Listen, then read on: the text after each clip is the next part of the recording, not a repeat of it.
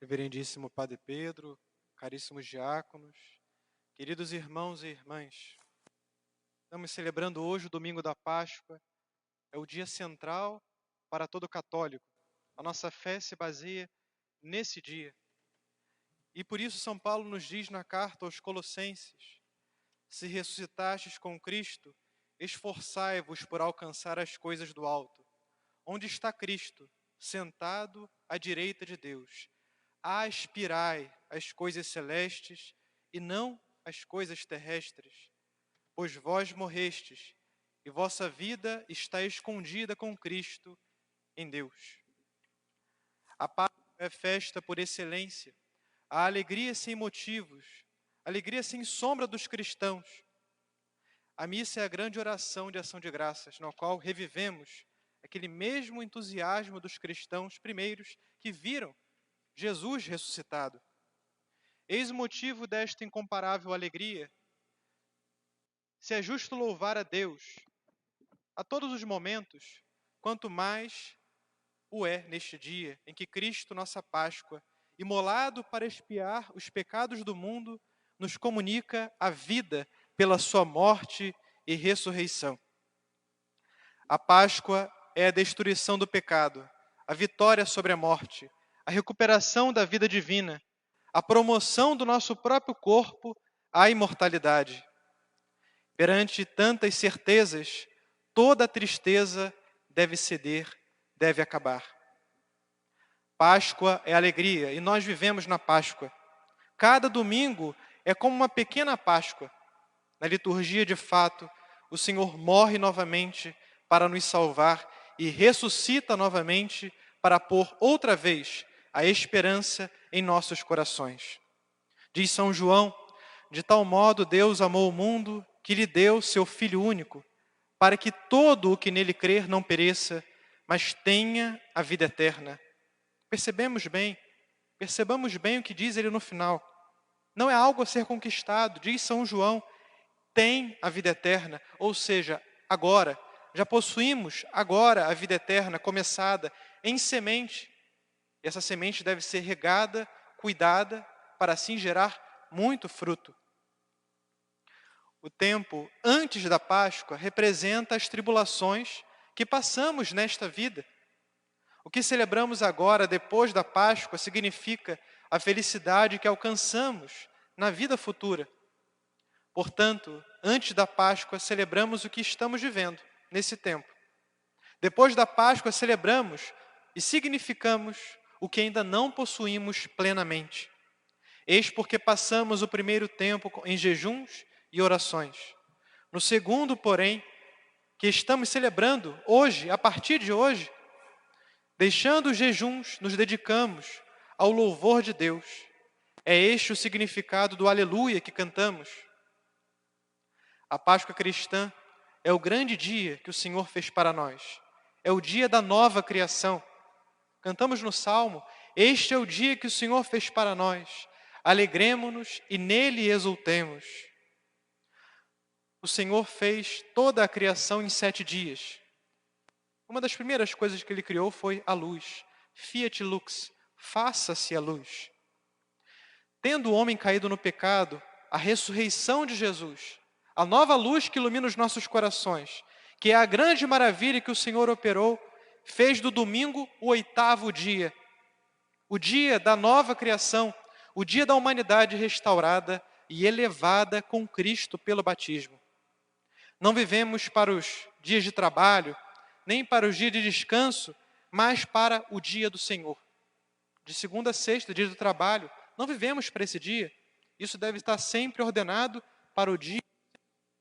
Assim também o sábado, dia do descanso, para muitos, pelo menos, é também o dia do descanso, mas não é para esse dia que fomos feitos. Nós fomos criados para o dia 8º, o dia da recriação, no qual o Senhor fez para nós. Já vivemos neste dia e tudo deve estar orientado para o 8º dia, o dia da recriação. Se houve gente no mundo, alguns poucos, como São Francisco, São Padre Pio, Santa Rita e alguns outros, que levavam em si os estigmas, os sinais da paixão de Cristo, muitos milhares, nós, todos nós, podemos levar os sinais do ressuscitado, que é a nossa alegria. Esse é o sinal do ressuscitado. A alegria, aquela mesma alegria que invadiu o coração dos discípulos. Alegria, alegria, lágrimas de alegria. Diz um outro salmo, os que lançam as sementes entre lágrimas ceifarão com alegria. Então ceifemos, né? Deixemos o Senhor ceifar a alegria, mas de nossa parte cabe plantar as sementes entre lágrimas, com dificuldades aqui, porque temos certeza da ressurreição, se formos fiéis e fiéis até o fim. Temos que atrair com nossa alegria, sermos portadores da alegria, semeadores de paz e de alegria nesse mundo. Isso fará com que nosso apostolado seja eficaz. Se todos, de alguma maneira, somos pescadores de homens, devemos saber que precisaremos de uma isca para pescá-los. Nossa isca, a isca para trazer todos a Cristo, é a nossa alegria, o nosso sorriso, a manifestação da felicidade que não cabe em nosso peito. Que as pessoas vejam e sintam em nós a vontade de ter a nossa alegria. Desejem ser felizes como nós o somos, de ter o sorriso que temos. Não por qualquer alegria humana, mas porque o Senhor ressuscitou. E está aí a nossa vida. E assim arrastaremos muitas almas para Deus. A luz de Cristo venceu as trevas da noite. Segundo a recomendação do Evangelho, iniciamos ontem a vigília de lâmpadas acesas nas mãos. A semelhança dos servos que esperam o Senhor.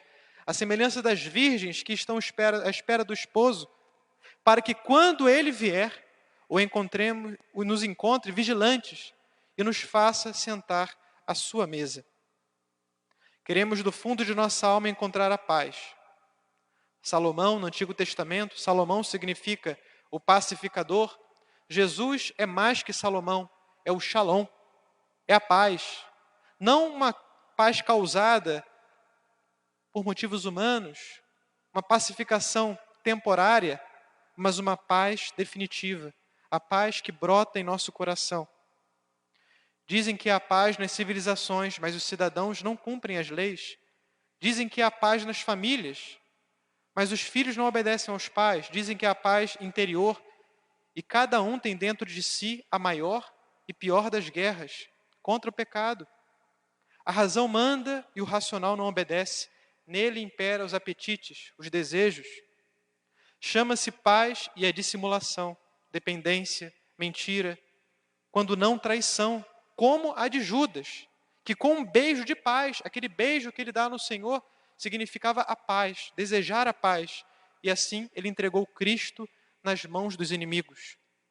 Diz Padre Antônio Vieira, grande pregador, a paz de Cristo é a paz que se conserva no meio da guerra. A paz desse mundo é guerra que se esconde debaixo de paz. A paz do Senhor nos alcança com a adoção paternal de Deus Pai. Somos feitos verdadeiramente seus filhos pelo batismo. O Papa Emérito Bento XVI, ele numa homilia conta uma história que revela bem o que é o batismo. Certa vez um soberano, um rei, pediu aos seus sacerdotes e sábios que lhe mostrassem Deus, para que ele pudesse ver. Os sábios não foram capazes de satisfazer esse desejo. Então, um pastor que passava, pastor vindo do campo, pastor de ovelhas, estava ali passando naquele momento, ofereceu-se para assumir a tarefa dos sacerdotes e dos sábios. O rei aprendeu dele que os olhos não eram suficientes para ver Deus. Não podemos contemplá-lo com os nossos olhos. Mas então ele quis pelo menos saber o que Deus fazia. Para poder responder a essa sua pergunta, disse o pastor ao soberano: devemos trocar de roupa. Com uma certa hesitação, mas muito curioso, ele cedeu. Entregou sua roupa real ao pastor e fez-se vestir com o hábito simples do pobre homem. E eis que chega a resposta: é isto que Deus faz. De fato, o Filho de Deus, Deus verdadeiro, deixou o seu esplendor divino, dizia São Paulo aos Filipenses. Despojou-se de si mesmo, assumindo a condição de servo, e tornando-se semelhante aos homens. Aparecendo com a forma humana, humilhou-se a si mesmo até a morte e morte de cruz. Deus realizou, como dizem os padres, o sacrum commercium, o intercâmbio sagrado. Assumiu o que era nosso para que pudéssemos receber o que era seu, tornar-nos semelhantes a Deus. Deus, de fato, vestiu-se de nossa pobreza e agora nos reveste a cada um de nós com a sua realeza. A água do batismo foi prefigurada no Mar Vermelho, que engoliu o faraó com seus carros e cavaleiros e libertou os hebreus da escravidão do Egito. Nós fomos sepultados com Cristo pelo batismo, para que assim como Cristo ressuscitou pela glória do Pai, também nós vivamos uma vida nova. Por isso a igreja escolheu a noite santa e gloriosa de ontem para batizar os catecúmenos. Infelizmente, ontem, por essa situação que vivemos, não foi realizado esses batismos, mas tão logo assim se fará a vida nova nesses catecúmenos. Então batiza-se costumeiramente à noite, e quer convidar a todos os batizados, e aí sim todos nós devemos renovar as promessas que fizemos no nosso batismo. Vamos matar a morte, dizia São Paulo, dizia ele integralmente, morte, onde está o teu aguilhão? É como se dissesse, morte, eu te matei. Satanás já havia sido vencido sob o peso da cruz, mas era preciso matar esse último inimigo, a morte, que foi destruído pela ressurreição. Temos que matar a morte em nossa vida. Há a morte grande, aquela grande despedida desse mundo, coisa imensa, todos nós tememos.